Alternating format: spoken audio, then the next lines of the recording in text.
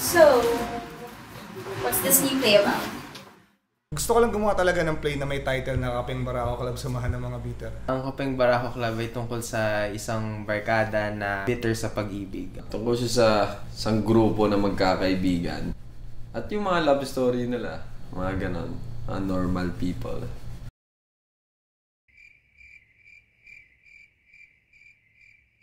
Okay, obviously. It's about friends. They're all interconnected in a certain way, but each of them have some sort of bitterness about love.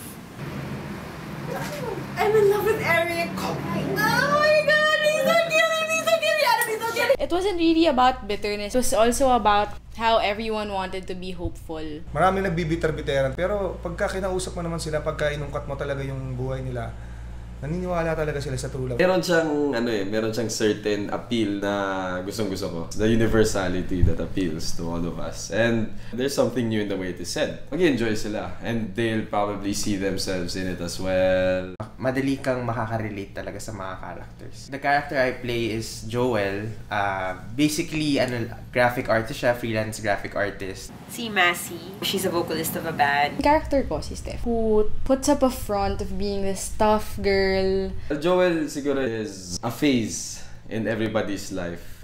Itong si Exa, kung ano na sinusulat. The story happens in a coffee shop. And the play also happens in a coffee shop. With all these people around you. So parang like a few tables you have to yourselves. And the rest are just audience. So that was an interesting experience. You get to play with them, the audience, in a non-malicious way. And people like, chismes. They like knowing about stories of other people's lives. It talks about real problems. It talks about real people, real feelings. It talks about the truth.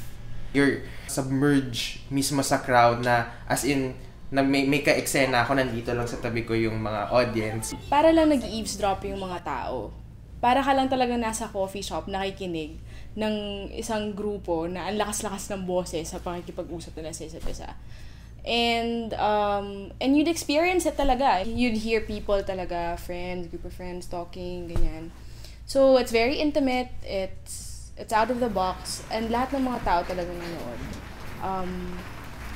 They felt and they've seen themselves in one of the characters at one point in their life. So Kung bitter ka, masasayahan ka kasi makikita mo yung sarili mo. Ngayon, kung hindi ka bitter, magiging bitter ka rin.